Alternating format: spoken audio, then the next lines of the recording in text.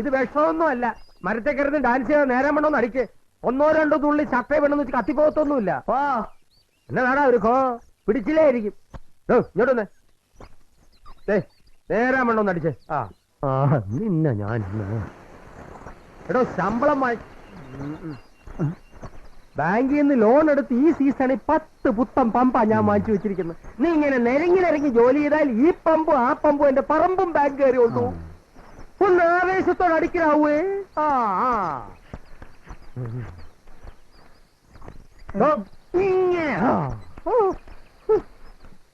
എനിക്കാണെങ്കിൽ ഒരു ദിവസം തുരിശിന്റെ മണം അടിച്ചില്ലേ, അന്ന് ചോറ് ഇറങ്ങത്തില്ല മുതലാളി. അതാടാ തൊഴിലിനോടുള്ള കൂറ്. തുരിശടിച്ചില്ലേ റബ്ബറിലൊക്കെ പുഴുവും പൂച്ചയും കയറി നിരങ്ങും. Rubber cross. റബ്ബറില്ലേ ടയറില്ല, ടയറില്ലേ കാറുമില്ല, ബസ്സുമില്ല, കാറും ബസ്സും ഇല്ലേ പുരോഗതിയില്ല. അപ്പൊ എല്ലാത്തിന്റെ അടിസ്ഥാനം എന്നതാടാ? തുരിശ്. തോട്ടം മുതലാളിമാർക്കും അത് മനസ്സിലായിട്ടുണ്ട്. അതുകൊണ്ട് അവര് തുരിശടിക്കാൻ ഹെലികോപ്റ്റർ കൊണ്ടുവരാൻ പോകുന്നേ. ഹെലികോപ്റ്റർ കൊണ്ടുവരും, പക്ഷെ തുരിശടിക്കാനാവില്ല. മുതലാളിമാർക്ക് ആകാശത്തുനിന്ന് എസ്റ്റേറ്റ് കാണാനായിരിക്കും. എടാ ബാല, ഇന്നലെയുമല്ല അപ്പനപ്പന്മാരുടെ കാലം തൊട്ട് തുടങ്ങിയതാ ഈ പണി. ചാക്കോയ്ക്ക് ജീവനുള്ളിടത്തോളം കാലം ഓറെ മാതാവാണ് സത്യം. ചാക്കോ തന്നെ തുരിശടിക്കും.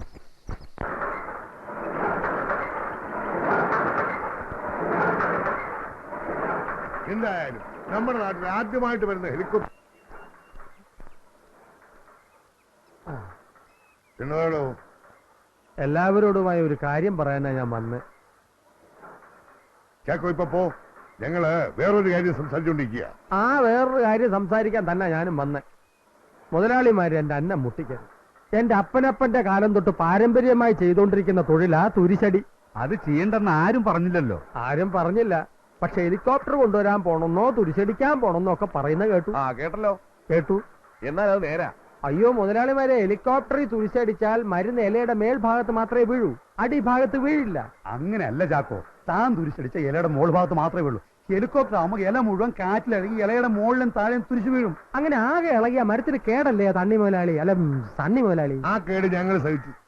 മുതലാളിമാരെ, നിങ്ങളെയൊക്കെ നമ്പി ആ ബാങ്കിൽ നിന്ന് ലോൺ എടുത്ത് 10 പുതിയ പമ്പ് വാങ്ങിച്ചു വെച്ചിരിക്കുന്നത് ചതിക്കരുത് എന്ന് പറഞ്ഞാൽ എങ്ങനെയാ ചാക്കോ? അത് തന്നെയാ ഞാനും ചോദിക്കുന്നത്.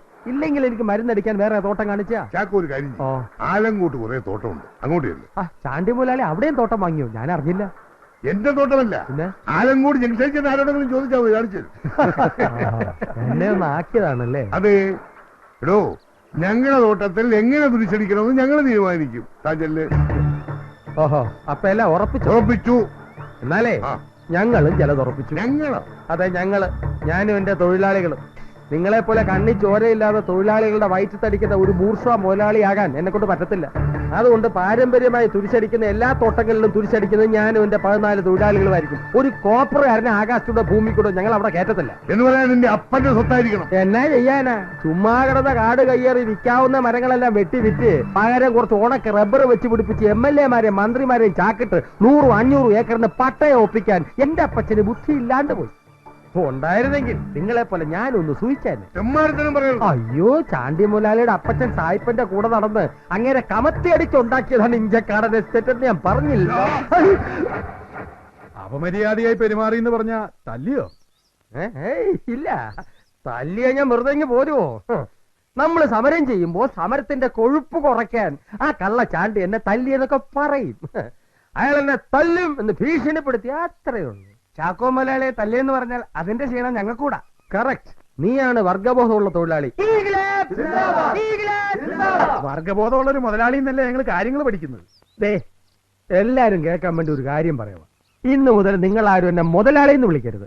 ഞാനും നിങ്ങളെ പോലെ ഒരു സാധാ തൊഴിലാളി മാത്രം. എന്തിനും ഏതിനും നിങ്ങൾ എന്നോടൊപ്പം ഉണ്ടാവും.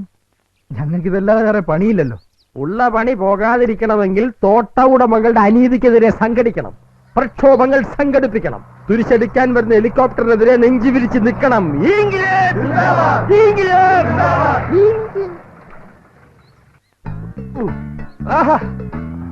Excuse me, which is the way to Injakaran Estate? അതെ, കുഴിയാ. മനസ്സിലായില്ല. The way to Injakaran. Apache, ഇത് നിന്റെ ഗോവയും മൽഗോവയും ഒന്നും അല്ല. ഈഞ്ചക്കാടൻ എസ്റ്റേറ്റിലേക്കുള്ള വഴി മലയാളത്തിൽ ചോദിച്ചാൽ അവര് പറഞ്ഞത് അല്ലേ? സാറന്മാരെ കണ്ടിട്ട് CBI ഇങ്ങണ്ടായസാണെന്ന് തോന്നുന്നു. ഇഞ്ചക്കാട്ടേക്ക് ഇവിടുന്ന് 1.5 കിലോമീറ്റർ പോയാൽ മതി. വേണ ആരെങ്കിലും കൂടെ അയക്കാം? വേണ്ട, താങ്ക്സ്. നമ്മൾ ആരാ പറഞ്ഞേ? പറഞ്ഞില്ലല്ലോ. പറഞ്ഞില്ലല്ലേ? പറഞ്ഞില്ലെങ്കിൽ എന്തിനാ വന്നെന്ന് മനസ്സിലായി. ആ ചാണ്ടിമുലാളുടെ കയ്യിൽ ഇഷ്ടംപോലെ കള്ളപ്പള്ളമുണ്ട്.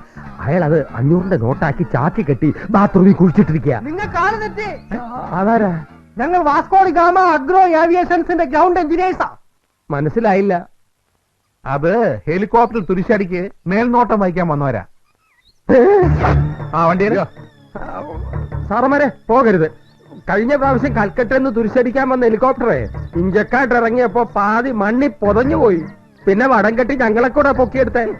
അങ്ങനെ സംഭവിക്കാതിരിക്കാനാണ് ഒരു മുൻകരുതൽ എന്നുള്ള നിലയ്ക്ക് ഞങ്ങൾ ആദ്യം. അത് മാത്രമല്ല, തുരിശടിച്ച ശേഷം ആ പാവങ്ങൾ ശമ്പളം ചോദിച്ചപ്പോ ആ ചാണ്ടുമുലാളി ഗുണ്ടകളെ കൊണ്ട് തല്ലിക്കുകയും ചെയ്തില്ല. കർത്താവാണ് സത്യം. അവര് പിന്നെ ശമ്പളം ചോദിച്ചു, ചാണ്ടിമുലാളി കൊടുത്തില്ല. ഹെലികോപ്റ്റർ കത്തിച്ചു. അവസാനം അവന്മാർക്ക് മടങ്ങിപ്പോകാൻ ഞങ്ങളാ അല്ല നാട്ടുകാരാ വണ്ടിക്കൂലി പിരിച്ചു കൊടുത്ത്. സംശയം ഉണ്ടോ ചോദിച്ചു നോക്കിയോ? ഇല്ലയോടാ.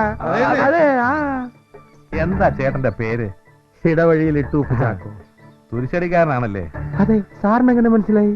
അതെ, ഞങ്ങളോടുള്ള അമിതമായ സ്നേഹവും ആത്മാർത്ഥതയും കണ്ടപ്പോ മനസ്സിലായി. വണ്ടിറോ സാറന്മാരെ. അതെ, എന്റെ കർത്താവ്, തുരിശടിക്കാൻ വന്നവരല്ല, എന്റെ നെഞ്ചി കുരിശടിക്കാൻ വന്നവരാ.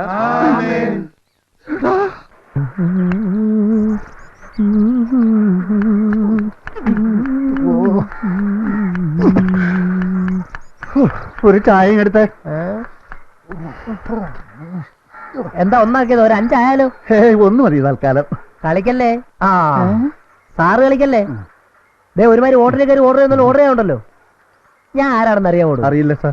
എന്നാലേ ആളത്തൊരു അറിഞ്ഞോണം പെരുമാറാ. ഞാൻ BS Karan, Bhaskaran, chief of catering department, chief of catering department. മനസ്സിലായല്ലോ? മനസ്സിലായില്ല. മനസ്സിലാക്കാനൊന്നുമില്ല. സമയാസമയങ്ങളിൽ ഞങ്ങൾക്ക് ആവശ്യമായ പോഷകാഹാരങ്ങൾ പാചകം ചെയ്തു തരുന്ന ഡിപ്പാർട്ട്മെന്റിന്റെ തലവൻ പാക്കറേ, അടുക്കളക്കാരൻ. മലയാളത്തിൽ അങ്ങനെയും പറയാം. അല്ല, അപ്പൊ സാറോ? ഞാൻ സെക്കൻഡ് എഞ്ചിനീയർ ഓഫ് ഹെലികോപ്റ്റർ. പച്ച മലയാളത്തിൽ പറഞ്ഞ വാല് നോക്ക്. ഹെലികോപ്റ്ററിന്റെ വാലില് കാക്കയും കിളിയും വന്നിരുന്നാൽ ഓടിക്കുന്ന പണി. കൂടുതൽ വാചകം ഓടിക്കാതെ ആഹാരം പാചകം ചെയ്യണോ? താനാരാ? ഞാൻ chief of high range marriage bureau corporation. മലയാളത്തിൽ കല്യാണ ബ്രോക്കർ എന്ന് പറയും, അല്ലെങ്കിൽ ദല്ലാളെന്നും പറയും. ചിലർ അങ്ങനെയും പറയും സാർ. ആട്ടെ, സാറന്മാരൊക്കെ കെട്ടിയവരാണോ? ഓരോന്ന് കഴിഞ്ഞതാ. ആട്ടെ, തന്റെ എക്സ്ചേഞ്ച് സ്കീമെല്ലാം ഉണ്ടെങ്കിൽ പറ. എക്സ്ചേഞ്ചോ? ഈ പഴയതെടുത്ത് പുതിയത് കൊടുക്കല്. അങ്ങനെയാണെങ്കിൽ രാമനാഥപുരത്ത് ചക്കുകുറ്റി പോലെ ഒരു അമ്മാളുണ്ട്, നോക്കുന്നോ? രാമനാഥപുരത്ത് അതാര്? എന്റെ ഭാര്യ. പാമ്പ് പഴയതാ നല്ലത്. ആട്ടെ, ഈ വരാൻ പോകുന്ന പൈലറ്റ് സാറന്മാര് കല്യാണം കഴിച്ച സാറന്മാരാണോ? അല്ല, അവര് വരുമ്പോ മുട്ടിയാ വല്ലതും നടക്കും. ആണോ? എന്നാ മുട്ടിക്കുളങ്ങര ദേവിക്കൊരുയുടെ എണ്ണയും പാറയെ മാതാവിന് ഒരു മെഴുതിരി കൊടുത്തേക്കാവേ. അല്ല സാറന്മാരെ, ഈ ഹെലികോപ്റ്റർ ഓടിക്കുന്ന പൈലറ്റുമാരും വലിയ വിമാനമൊക്കെ പറത്തുന്ന പൈലറ്റുമാരും ഒരുപോലാണോ? പിന്നല്ലേ എടോ, എല്ലാ വിമാനത്തിലെ പൈലറ്റുമാരും ഒരുമിച്ച് ഒരു കോളേജിൽ പഠിച്ചിറങ്ങുന്നവരാ. അതിൽ ഏറ്റവും കഴിവ് കുറഞ്ഞവരെയാണ് യാത്രക്കാരെ കൊണ്ടുപോകാനും വരാനുള്ള വിമാനങ്ങളിലെ പൈലറ്റുമാരെ നിയമിക്കുന്നത്. എയർ ഇന്ത്യ, ഇന്ത്യൻ എയർലൈൻസ് ഒക്കെ. അത് ശരി. സ്വല്പം കൂടി കഴിവുള്ളവരെ യുദ്ധവിമാനങ്ങളിലെ പൈലറ്റ്സ് ആക്കും. ഏറ്റവും മിടുക്കന്മാരെയാണ് തുരിശടിക്കാൻ വരുന്ന ഹെലികോപ്റ്ററിലെ പൈലറ്റ്സായി നിയമിക്കുന്നത്. നേരാണോ? ഹെലികോപ്റ്ററിലെ സാറന്മാർ തന്നെ പറഞ്ഞതാ, ഈ യുദ്ധത്തിന് പോകുന്ന പൈലറ്റിന് ബോംബ് എവിടെ വേണമെങ്കിലും കൊണ്ടുവന്നിടാം, അതിന് വലിയ കഴിവൊന്നും വേണ്ട. പക്ഷെ ഈ തുരിശ് അങ്ങനെ തോന്നുന്നിടത്തൊന്നും തളിച്ചിട്ട് പോകാൻ പറ്റത്തില്ല. അതിന് കൃത്യത വേണം, സൂക്ഷ്മത വേണം. തളിക്കുന്ന മരുന്ന് റബ്ബറിന്റെ ഇല കൃത്യമായും വീഴണം. അതാ മിടുക്ക്. ഇതിന് മിടുക്കന്മാരായ 2 പൈലറ്റന്മാരിൽ ഏറ്റവും മിടുക്കനായ പൈലറ്റിനെ ഈ ദിനകരൻ ഇവിടെ കൊത്തിക്കൊണ്ടുവന്ന് കൊച്ചമ്മയുടെ മരുമകനാക്കും. മോളിക്കുട്ടിയുടെ കഴുത്തിൽ മിന്ന് കെട്ടിക്കും. ദൈവമേ, ഇതൊന്നും നടന്നു കിട്ടിയ നമ്മുടെ മോളെ ഭാഗ്യം. നമ്മുടെ മോളോ? അതെ, സോറി, കൊച്ചമ്മയുടെ മോള്. അപ്പോഴേ കൊച്ചമ്മേ, ഈ കാര്യം ഇത് ചെവി അറിയരുത്, ലീക്കാവരുത്. എന്നതാ പൈലറ്റുമാരുടെ പേര്? പേരും കിടിലമാ, ബോബി ആൻഡ് റോബി.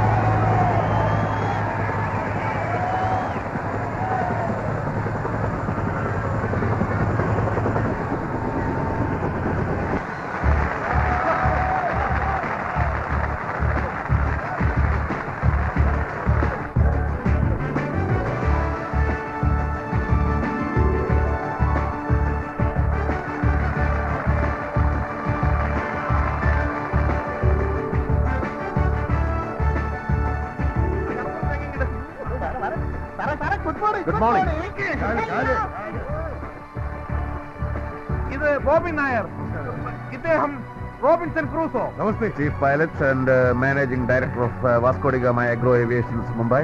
ഇത് ബോബി പൈലറ്റ് ആണ്, ഞാനാണ് ഇതിന്റെ ഉടമസ്ഥൻ. ഞങ്ങളൊക്കെ ഇവിടുത്തെ എസ്റ്റേറ്റ് മുതലാളിമാരാ. എന്റെ പേര് ചണ്ടിക്കുഞ്ഞു മുതലാളി. ഹായ് ചണ്ടി. ഞാൻ പന്നിമറ്റ എസ്റ്റേറ്റിന്റെ ഓണറാണ്, മാത്തുക്കുട്ടി. ഞാൻ പൈലി മണവാളൻ. എന്റെ എസ്റ്റേറ്റ് ഇവിടുത്തെ ഏറ്റവും വലുത്.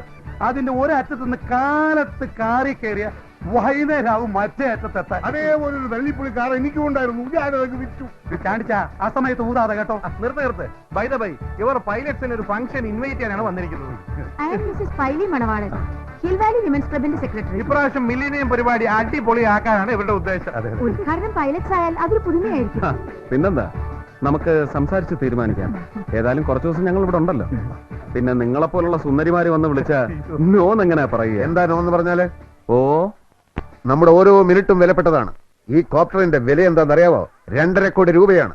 ഹയർ ചാർജ് ഒരു മണിക്കൂറിന് 10,000 രൂപ. ഒരു മണിക്കൂർ എന്ന് പറയുമ്പോ 60 സെക്കൻഡ്. അയ്യേ, 60 മിനിറ്റ്. ഗ്രൗണ്ട് സ്റ്റാഫ് ഇതിൽ ഇന്റർഫിയർ ചെയ്യണ്ട. അപ്പൊ ഒരു മിനിറ്റിന് 166 രൂപ 66 പൈസ. ഒരു സെക്കൻഡിന് 2 രൂപ 77 പൈസ. എന്ന് വെച്ചാൽ STD ചാർജ് ഇതിലും വളരെ ചീപ്പാണ്. ഉദ്ഘാടനത്തിന് വന്ന് STD ചാർജിനേക്കാൾ വിലയുള്ള മിനിറ്റുകൾ നഷ്ടപ്പെടുത്താൻ ഞങ്ങൾ ടാറ്റ ലൈബ്രറിയുടെ മക്കളൊന്നുമല്ല.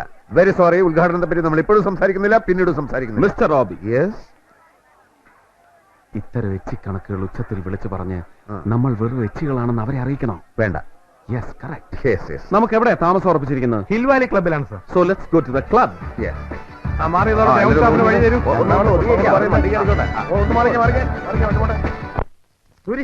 തുരിശടിച്ച് കൈകുഴഞ്ഞ നമ്മളീ റബ്ബർ തോട്ട കീടനാശിനി തളിപ്പ് യൂണിയൻ.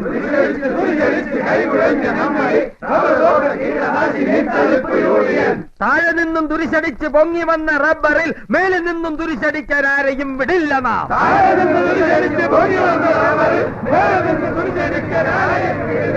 ആരെയും വിടില്ല നാം. തുരിശടിച്ച് കൈകുഴഞ്ഞ നമ്മളീ റബ്ബർ തോട്ട കീടനാശിനി തളിപ്പ് യൂണിയൻ.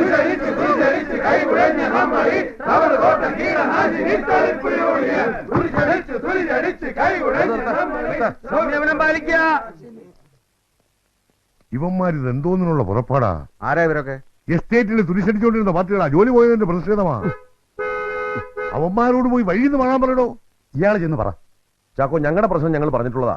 നല്ല ദിവസം ആയിക്കൊണ്ട് നീ പ്രശ്നം ഉണ്ടാക്കാതെ ഇവരെ വിളിച്ചിട്ട് മടങ്ങിപ്പോ. പോകാം.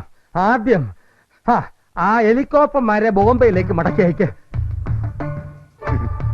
ഇവന്മാര് നമ്മുടെ സമയം മെനക്കെടുത്തുന്നാ തോന്നുന്നേ. നമ്മുടെ ഓരോ സെക്കൻഡും വിലപ്പെട്ടതാണ്.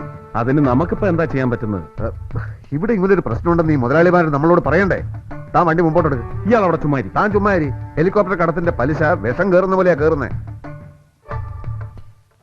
Go back, helicopter, go back. Go back, helicopter, go back. Go back, helicopter, go back. ഞാനൊരു ഇന്ത്യക്കാരനാണ്. ഇന്ത്യയിലുള്ള എല്ലാ പൊതുനിരത്തിൽ കൂടി സഞ്ചരിക്കാനുള്ള അവകാശം ഒരു ഇന്ത്യക്കാരനുണ്ട്. ഞാൻ ഇന്ത്യക്കാരൻ മാത്രമല്ല, കേരളീയനും മലയാളിയുമാണ്. കേരളത്തിനകത്തുള്ള എല്ലാ എസ്റ്റേറ്റുകളിലും തുരിശടിക്കാനുള്ള അവകാശം ഞങ്ങൾക്ക് മാത്രമേ ഉള്ളൂ. ബോംബെ എന്ന് വന്നവർ മടങ്ങി പോവുക. ബോംബെ വാല ഗോ ബാക്ക്. ബോംബെ വാല ഗോ ബാക്ക്.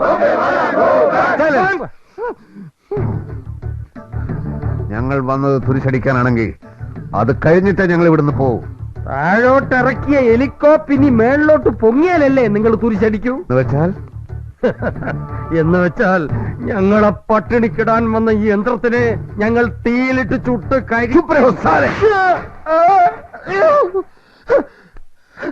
കൊന്നു കുഴിച്ചു മുറായിച്ചട്ടെ.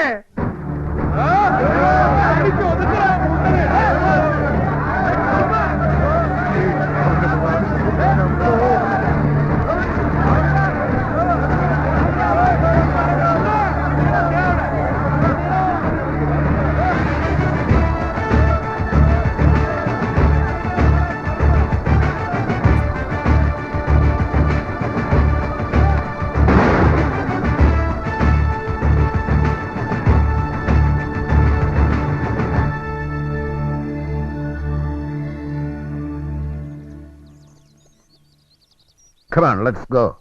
ആഹാ, എന്തൊരു ധൈര്യം. സംഗതി അങ്ങേറ്റു. പക്ഷികളെ വെടിവെക്കുന്ന തോക്കാണെങ്കിലും സംഗതി ജീപ്പിലുണ്ടായിരുന്നത് നന്നായി.